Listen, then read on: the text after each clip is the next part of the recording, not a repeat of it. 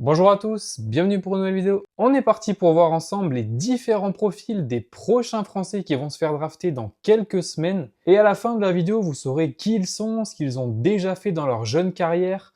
On verra aussi ce qu'ils apportent sur le terrain et on fera une projection de leur position à la draft. On perd pas plus de temps, c'est parti. On commence avec le premier prospect français de la vidéo et c'est Nolan Traoré. Il a eu 19 ans en mai, donc de la génération 2006. Et il a commencé le basket très tôt dans une famille de basketteurs où son frère Armel Traoré est bien connu des fans de la balle orange, puisque la saison dernière il a joué en NBA avec les Lakers, principalement en G-League, mais il a quand même connu la Grande Ligue. Bon après sur la fin de la saison il est reparti en Europe, du côté de l'Espagne à Manresa, et Nolan a été formé du côté de la région parisienne où il a commencé à exploser à Charenton, comme d'autres joueurs réputés comme Evan Fournier, Tidjane Salin, Pacom Dadier par exemple. Ensuite, c'est du côté de l'INSEP qu'il a continué sa progression et l'an passé, il a signé son premier contrat professionnel avec Saint-Quentin en Betclic Elite. Et sur l'année 2024, c'était un top prospect de la draft 2025. Il avait une hype monstrueuse. Si on remonte il y a environ un an en arrière, il était vu top 3, top 5 de la draft. Déjà parce qu'il était bon en France, mais aussi parce qu'il y a eu deux événements qui l'ont vraiment propulsé en tant que top prospect. Le 13 avril 2024, il a été invité au Nike Hoop Summit, donc un match entre les meilleurs prospects du monde entier face aux prospects américains. Et dans la liste, il y avait vraiment du beau monde, vous allez voir ça. Il y avait du Cooper Flag, du Ace Bailey, du Dylan Harper, du VJ Edgecombe. Et Nolan avait été très bon avec 18 points, 4 passes. Et avec ce match, il s'est vraiment dévoilé aux yeux des Américains. Et un peu plus tard, il y a eu le Adidas Next Gen Tournament, un tournoi où il y avait aussi des gros prospects. Et sur le tournoi, il a tourné à 25 points de moyenne. Et il a terminé meilleur marqueur de la compétition avec une énorme performance face à Barcelone avec 45 points, 6 rebonds, 9 passes. Et je pense qu'à ce moment-là, il était au maximum de sa hype et il a même été récompensé en étant appelé en équipe de France en 2024 après des passages intéressants chez les jeunes et une belle médaille de bronze au championnat d'Europe U16 en 2022. Bon, par contre, malheureusement, sur l'année 2025, sa cote a un petit peu chuté et ça s'explique avec une saison pleine de hauts et de bas. Bien que Nolan ait montré d'excellentes capacités lors de certains matchs, il a aussi eu des périodes de moins bonne forme cette saison. Il a aussi eu du mal au niveau de son tir, notamment à 3 points.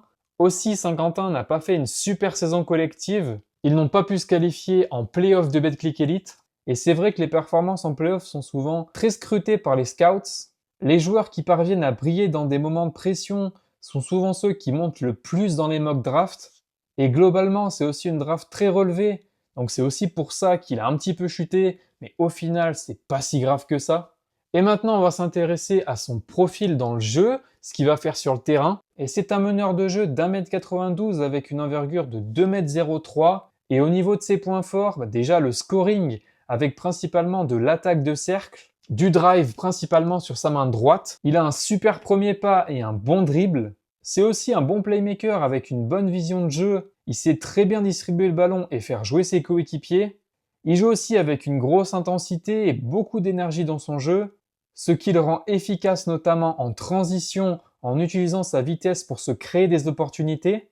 Par contre, au niveau de ses points à travailler, il y a le shoot extérieur. Il a eu du mal sur sa dernière saison avec Saint-Quentin où il a tourné environ 30% de loin. On sait qu'aujourd'hui, les meneurs dans le prototype de Nolan ont besoin d'un shoot extérieur. Un autre point amélioré aussi, c'est sa défense, où il est encore un peu trop irrégulier. Bon, il peut quand même apporter pour gratter des ballons, pour couper des lignes de passe, mais globalement, sa défense reste à travailler. Après, ça reste des défauts de jeune meneur. Il ne faut pas oublier qu'il n'a que 19 ans et il n'a fait qu'une seule grosse saison avec les pros. Et au niveau de sa projection à la draft, personnellement, je le vois autour de la 20e place et ça reste un meneur très prometteur de cette classe de draft. On passe au deuxième joueur de la vidéo avec Noah Essanguet. Lui aussi, il est de la génération 2006 et pas si loin d'être un 2007 puisqu'il est né le 18 décembre 2006. Et quand je dis ça, j'ai un peu l'impression d'avoir 48 ans. C'est dur. Il va bientôt y avoir des 2007 en NBA. Ouais. Et contrairement à Nolan Traoré, Noah est parti à l'étranger pour sa progression. Il a quand même commencé en France où il a joué à Orléans, puis à Lasvel et il est passé par l'INSEP. Mais depuis 2023, il est parti du côté de l'Allemagne à Ulm, une très bonne équipe pour former les jeunes joueurs qui a vu passer des joueurs NBA comme Killian Hayes, comme Jeremy Sohan ou Pacom Dadier, et il a passé sa première année en Allemagne en jouant avec l'équipe réserve de Ulm, l'Orange Academy, et sur cette saison, il était avec l'équipe A avec une progression constante depuis son arrivée. Et comme Nolan Traoré, il y a eu des événements qui ont contribué à sa hype, et il y en a un qui l'a fait découvrir aux yeux des Américains. C'était en octobre 2024, où il a joué avec Ulm face à Portland en match de pré-saison NBA. Et sur ce match, il a été très bon. Il a été le meilleur scoreur de son équipe et le deuxième meilleur scoreur du match avec 20 points, 8 rebonds, 3 passes à seulement 17 ans. Face à des joueurs comme Scoot Henderson, DeAndre Ayton, Toumani Camara. Et ça, forcément, c'est le genre de performance qui attire l'œil. Et il a aussi gagné l'Adidas Next Gen Tournament à Dubaï en 2024 avec Ulm, en étant le MVP et avec une perf XXL en finale, avec 33 points, 18 rebonds, 4 contres, 3 interceptions, 2 passes D. Et il a aussi joué avec les jeunes de l'équipe de France, avec en palmarès une belle médaille de bronze au championnat d'Europe U16 en 2022. Et il a aussi déjà été appelé avec l'équipe de France pour disputer 2 rencontres de qualification à l'Eurobasket face à Chypre. Et sur cette fin de saison 2024-2025, il est en train de tout péter avec Ulm en play-off en Allemagne. Et ça augmente sa cote juste avant la draft, c'est juste parfait. Et maintenant, on va s'intéresser à son profil. Et avec Noah Essanguet, on a un ailier fort de 2,05 m, encore assez fin, mais long et mobile. Et au niveau de ses points forts, déjà sa défense, je pense que c'est sa meilleure qualité. Et pour moi, c'est plus un prospect défensif qu'offensif. Il a une grosse polyvalence défensive, il est capable de défendre sur plusieurs postes allant de 1 à 4. Pour les postes 5 un peu plus costauds, c'est des fois compliqué à cause de son physique encore un peu frêle, mais il a une super capacité à switcher. De l'autre côté du terrain en attaque, c'est principalement de la finition près du cercle, où il est extrêmement explosif. Il est aussi vraiment bon en transition et sur les cuts. C'est aussi un bon rebondeur, bon dans l'effort. Et au niveau de ses points améliorés, on a le shoot. À ce stade de sa carrière, on ne peut pas dire qu'il a un bon shoot. C'est même un point faible, c'était seulement 25% à 3 points en championnat d'Allemagne. On a aussi la création pour lui-même, il a du mal à partir en dribble, balle en main, pour se créer ses propres shoots. Mais on a quand même un prospect très intéressant et pour moi, ça reste un pari et un joueur encore brut. L'équipe qui va le drafter aura un joueur à polir avec un gros plafond s'il se développe bien. Et au niveau de sa projection à la draft, il finit extrêmement bien sa saison et sa cote est en hausse. Si on revient quelques mois en arrière, il était plus vu sur une fin de premier tour. Mais avec ses très bonnes performances récentes, il pourrait pourquoi pas être en fin de loterie. Et pour moi, c'est tout à fait possible que ce soit le premier Français drafté. On passe au prochain prospect français avec Maxime Reynaud. Et on a un joueur un peu plus âgé que Noah Essanguet et que Nolan Traoré. Il est né en avril 2003, il a donc 22 ans. Et son premier gros club a été Charenton, puis il est parti du côté de Nanterre pour la saison 2020-2021. Et il a joué avec Wemby notamment, on y reviendra. Et en 2021, il prend une grosse décision puisqu'il part du côté de la NCAA à Stanford. Et on va pas se mentir, pour un joueur européen, c'est quand même un choix spécial. Et sur sa première année là-bas, il a eu du mal, il n'avait pas énormément de temps de jeu. Sur sa deuxième année, ça a commencé à être un petit peu mieux dans l'équipe, mais c'est vraiment à partir de sa troisième année là-bas, lors de la saison 2023-2024, qu'il a commencé à être vraiment bon, en tournant à 15 points, presque 10 rebonds, 36% à 3 points, 56% au tir. Et lors de la off-season 2024, il aurait pu faire un choix qui aurait tout changé. Il s'est inscrit sur le portail des transferts de la NCAA. Donc en gros, il aurait pu changer d'équipe. Mais au final, il est revenu sur sa décision et il a fait son année senior avec Stanford. Et heureusement qu'il est resté parce que pour son année senior, sa dernière saison en NCAA, il a été extrêmement bon. Il a juste été le meilleur joueur de son équipe, le leader et la pièce centrale du projet. C'était quand même 20 points, 10 rebonds, 1,5 blocs, 1 steal, 46% au tir, 35% de loin. Et l'an passé, c'était juste un des meilleurs intérieurs de NCAA. Et au final, heureusement qu'il est parti parce que qui sait, s'il avait changé d'université, ça se trouve qu'il aurait pas fait du tout cette saison-là. Et en dehors des clubs, il a aussi connu l'équipe de France. Durant l'été 2019, il joue ses premiers matchs internationaux en sélection de jeunes. Il prend part à 6 rencontres lors du championnat d'Europe U16. Et les Bleuets repartent avec une belle médaille d'argent. En 2023, il a aussi remporté le championnat d'Europe U20. Et maintenant, on va voir ce qu'il apporte dans le jeu. Donc on a un pivot moderne de 2,16 m avec une grosse envergure de 2,21 m. Et au niveau de ses points forts, déjà son physique, il a quand même un gabarit qui permet de dominer sur le terrain. Ensuite, offensivement, c'est super intéressant. Et il peut attaquer de plusieurs manières. Déjà, près du panier, il est bon et termine bien. C'est presque 70% de réussite près du panier. Il a aussi un bon jeu au poste avec un bon hookshot. Il a aussi un shoot extérieur intéressant, ce qui fait de lui un stretch 5. On sait que les big men avec un bon shoot extérieur, c'est toujours un profil apprécié en NBA. Cette saison, c'était 35% de loin avec un gros volume. C'est aussi un bon rebondeur, actif notamment au rebond offensif. Sur ces 2 dernières années en NCAA, c'était quand même plus d'une dizaine de rebonds attrapés en moyenne. Maintenant, au niveau des axes à améliorer, je vais dire principalement sa défense. Alors, il y a quand même des aspects défensifs intéressants comme une bonne dissuasion grâce à sa taille et un bon placement, mais certaines fois, il a vraiment du mal à switcher sur des extérieurs plus rapides et il a aussi du mal au niveau de la protection de cercle. Il a des difficultés malgré sa taille et son envergure. Il va manquer de détente et d'explosivité. Un autre frein aussi, ça peut être son âge. À 22 ans, il fera partie des joueurs les plus âgés de la draft. Et on sait que certaines fois, c'est un aspect qui peut freiner certains GM. Maintenant, au niveau de sa projection à la draft, il a quand même fait une ascension énorme cette année. On n'en parlait quasiment pas au début de l'année. Il était vu non drafté. Ensuite, au cours de l'année, on commençait à le voir sur des mock drafts au second tour. Et récemment, on l'a vu vraiment haut au premier tour, notamment après un gros draft combine où il a impressionné beaucoup de scouts. Et personnellement, je suis sûr qu'il va ravir beaucoup de franchises et que son profil est un profil demandé dans la ligue. Il y a d'ailleurs une énorme rumeur qu'il enverrait aux Spurs. Et pour moi, on n'est pas à l'abri de le voir débarquer à San Antonio. On sait que les Spurs ont pas mal de picks cette année à la draft. Le 2 et le 14, donc pourquoi pas avec ce 14e choix. Ils ont aussi, il me semble, le 38e choix. Mais s'ils attendent le 38e choix, il y a moyen qu'une équipe le prenne avant.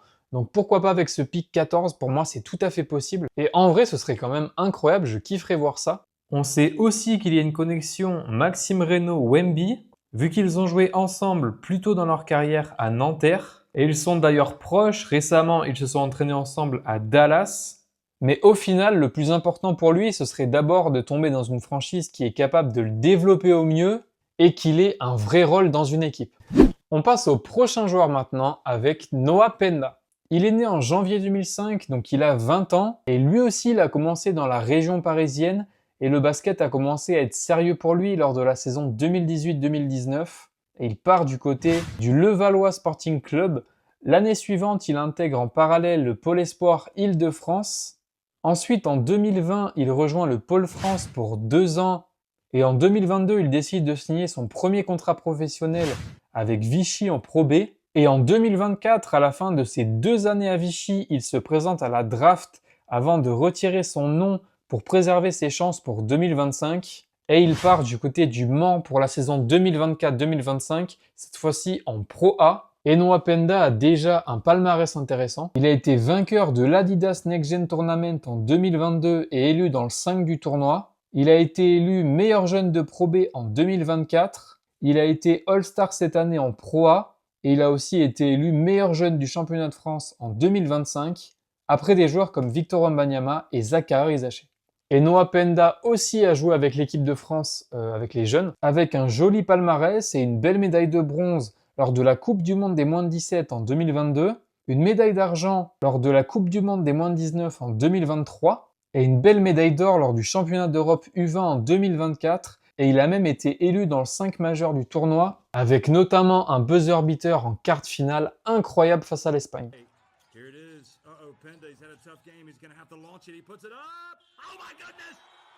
On passe maintenant à son profil, et on a un ailier fort costaud d'un peu plus de 2 mètres, et au niveau de ses points forts, déjà l'énergie avec laquelle il joue. Quand il est sur le terrain, il se donne et il réussit à impacter le jeu. Même quand il ne marque pas, il a un vrai rôle d'energizer. Il a aussi une bonne capacité de percussion en étant solide en transition et bon sur les cuts et dans le jeu sans ballon. Et on a un two-way player, donc bon en attaque comme en défense. Il a un shoot intéressant, c'est pas vraiment un sniper, mais il peut tirer de loin. En championnat de France, il a tourné environ 33% de loin, avec environ 3 tirs tentés de moyenne. Et en défense, c'est intéressant. Il peut switcher et défendre sur quasiment tous les postes. Il est costaud, il est grand, mais en même temps, il est rapide. Il est aussi investi dans le rebond. Cette saison, c'était un peu plus de 5 rebonds de moyenne. Et donc, vous l'aurez compris, c'est un joueur polyvalent qui peut faire beaucoup de choses sur le terrain. Maintenant, au niveau de ses points faibles, on a la prise d'initiative dans le jeu. Il y a certaines fois où les choix sont mauvais. Il a aussi du mal à se créer son propre tir. Et il devra aussi bosser sur les lancers. C'était moins de 70% cette saison. Pour sa projection maintenant, il est vu en fin de premier tour ou sur un début du deuxième. Et ça pourrait être intéressant parce qu'on sait qu'à ces places-là, il y a souvent des équipes compétitives. C'est pas forcément des équipes qui rebuild. Et je pense qu'il pourrait contribuer rapidement en NBA. Il a déjà passé 3 saisons avec les pros. Donc pour moi, ça ne va pas être un prospect qui a beaucoup à apprendre. Comme par exemple un Noah Essangué, ça va plus être un joueur déjà prêt, déjà NBA ready. Prochain joueur maintenant avec Yohan Beringer. Et je pense que la première chose à savoir, c'est que ça s'écrit avec un J, mais ça se dit pas Johan, ça se dit bien Yohan Beringer. Et c'est sûrement le prospect avec la trajectoire la plus unique, déjà parce qu'il a commencé le basket en 2021, et à peine 4 ans plus tard, il sera sûrement drafté au premier tour de la draft. Déjà, son histoire est absolument folle. Et lui aussi, il est de la génération 2006. Et maintenant, on va passer à son parcours parce que même là, il est unique. Et il commence le basket au Strasbourg Saint-Joseph Basket. Et puis seulement 1 an après, il intègre le centre de formation de la SIG Strasbourg. Et pour la saison 2024-2025, il va faire un choix étonnant puisqu'il signe dans un club slovène, donc dans le pays de Luka Doncic, au CD Vita Olympia. J'espère que je l'ai bien dit. Et lui aussi, il a déjà joué avec les Bleuets durant l'été 2024. Il joue ses premiers matchs internationaux en sélection de jeunes. Il prend part à 7 matchs lors du championnat d'Europe U18. Et maintenant, on va voir ses qualités sur le terrain. Déjà, on a un poste 5 de 2,10 m avec une grosse envergure de plus de 2,20 m. Et il a des attributs physiques vraiment impressionnants. Il est rapide, il est explosif, il est très vertical. On a vraiment juste un joueur ultra athlétique. Ensuite, je pense que c'est plus un prospect défensif qu'offensif. Il est bon pour contrer, bon dans la protection de cercle. En attaque, c'est principalement des écrans et du scoring près du panier, donc il a un rôle de rim runner. Et au niveau de ses axes de progression, il y en a pas mal. Aussi du fait que c'est un jeune joueur encore très brut. En soi, ça peut aussi être vu comme une qualité parce qu'il peut encore beaucoup progresser. Mais sinon, au niveau de son shoot, c'est compliqué. Actuellement, c'est pas un bon shooter, que ce soit en mid-range ou de loin. Quand il score, c'est principalement près du panier. On peut aussi espérer un meilleur jeu au poste dans le futur. Il a aussi des difficultés au niveau des lancers francs, où il en met environ 1 sur 2, donc 53% au lancer. Il y a aussi des fois des problèmes de compréhension globale du jeu, mais c'est limite normal vu qu'il joue depuis pas si longtemps que ça en fait. Pour moi, Yohan Beringer, c'est vraiment un énorme pari. Sur cette draft 2025, c'est peut-être le plus gros pari parmi tous les prospects. Et je suis sûr qu'il lui faudra du temps et du développement. Commencer par de la G-League pour son développement, pour ensuite avoir du temps de jeu en NBA. Et au final, le mieux pour lui serait d'atterrir dans une équipe qui développe bien ses joueurs.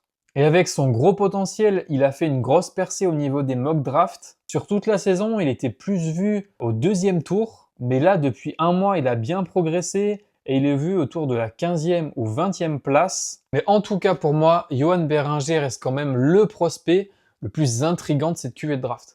Mention spéciale aussi pour 2 joueurs, Mohamed Diawara et Zion Nebo, 2 Français un peu moins en vue, qui sont inscrits à la draft, mais qui sont un peu plus loin au niveau des projections pour cette année. Il ne faut pas les sous-estimer, leur potentiel est bien présent et ils pourraient surprendre dans les prochaines saisons, que ce soit en G-League, en Europe ou même dans d'autres ligues. Donc même si la draft 2025 n'est pas encore leur moment, leur avenir est encore à écrire. Et au final, c'est pas parce que t'es pas drafté que tu ne vas pas faire une belle carrière ou que tu n'iras jamais en NBA. Voilà, on a fait le tour des prochains Français qui seront à la draft dans quelques semaines. J'espère vous avoir appris un maximum de choses sur nos prochains cracks français qui vont aller dans la grande ligue. En tout cas, si la vidéo vous a plu, n'hésitez pas à mettre un like, un commentaire et à vous abonner. Ciao! And then make me remember, I'm trying to be great. You hear me?